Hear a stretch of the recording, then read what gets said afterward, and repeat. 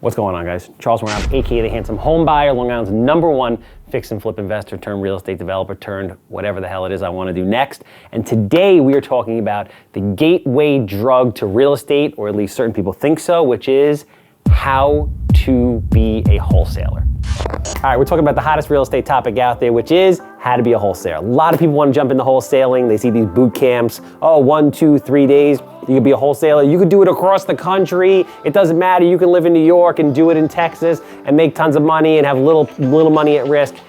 Yes, that can happen, but it's not that easy. And it requires a significant amount of education because you have to really understand what investors know in order to be able to sell and value these things properly. But I digress. How to wholesale properties. First and foremost, what is a wholesaler?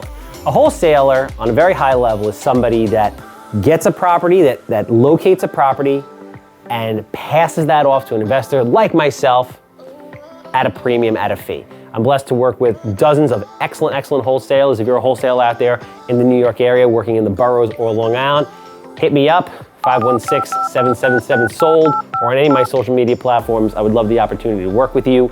In addition, if you haven't liked or subscribed, please like, subscribe, ring the bell, do all that stuff, comment down below. We appreciate the support. So, how do wholesalers make money? Again, what they do is they locate a property through some sort of marketing tactic or whatever it is, which we're gonna go through in a minute. They're gonna get that property. Let's say I'm willing to pay $200,000 for a house in Belmore. They will engage with the seller, get that under contract at 190, 185, 195, whatever it is, and then assign that to me. I will essentially take over and they will get the spread. They put up minimal money, if any. New York is obviously tougher because it's an attorney state and attorneys want more skin in the game because they don't want wholesalers and people bailing and running around and wasting their clients' time. So they usually require more of a significant down payment, which is typically at least $5,000, sometimes $10,000. A lot of times they want 10% of the purchase price. And in New York, obviously, properties are expensive, so that can get expensive. But there's always ways around things, okay? The entity structure. How do these things happen? So essentially, the way these should be properly wholesaled to protect everybody involved is the wholesaler should get the property under contract and have an assignment clause in the contract, meaning you're allowed to assign that to another entity, another person, whoever it is. So I'm the wholesaler, I have ABC LLC. ABC LLC goes under contract with 123 Main Street. There's an assignment clause. Before the closing, I assign my deal to 123 Jefferson Street LLC, who's gonna purchase it, who's levy. He comes in, closes in my place. I get my down payment money back, plus the spread between what I had it under contract with and what levy's ultimately gonna purchase it for, and then we both go about our merry way. It's great to be a wholesaler. Obviously, there's little risk involved. You're moving paper, and that's your thing. Basically, marketing is what you do, okay? So the next thing to do is, but you have to get leads, right? How do you get leads? You should reference any of my 2 videos that I put out there as far as the advanced guide to getting leads and getting leads in general. How do you generate leads? You have to do 20, 30, 40, 50 different things consistently well all the time. How do you get leads? Social media, right?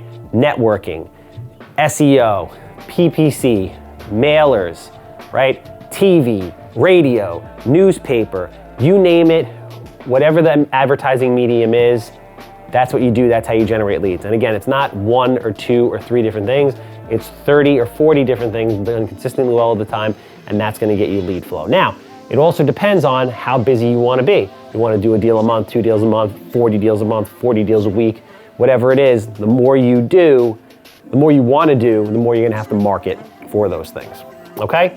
Building your buyers list. Now, it's great that you have all these leads coming in, but the biggest problem with wholesaling is, and I don't really wholesale a lot, and the reason why I don't wholesale a lot is A, I like to do the deals, and B, people are full of shit. For as many people that are running around there saying, hey, listen, I wanna buy a deal, whenever you got a wholesale with somebody, I found that, oh, they didn't have the money, something happened with the lender, you couldn't get in touch with them for 2 weeks. They tried to freaking negotiate the price with you after you already had the deal at the table. I had a guy try to shake me down for $1,000 once for absolutely no reason, just because he felt like trying to shake me down for $1,000. This kind of stuff takes time, causes me aggravation, and just in general pisses me off.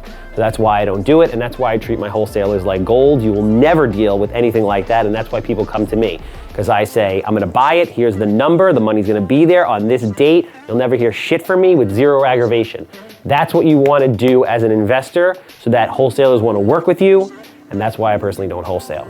So, but you need people like the Handsome Homebuyer in order to buy your leads. So what you're gonna do is, simultaneously as you're marketing for leads to bring in deals, you're gonna be marketing for investors that are high level, that you know have the money and the ability to close. And you're gonna screen those guys and girls properly. You're gonna make sure they have experience. You're gonna find out exactly where their money's coming from. You're gonna make sure that their capital provider is a reliable source and you're not gonna be having these issues. You wanna make sure that they're cool people that you wanna work with. They're gonna give value to you, help you, and not make your life worse. There's plenty of people out there that wanna buy deals that will not give you aggravation. Make sure that you get the right people working with you, okay? And then last but not least, low risk, solid reward. The reason why wholesaling is so awesome is because you're risking very little. Like currently right now, we have somewhere in the neighborhood of 40 to 50 projects under construction right now.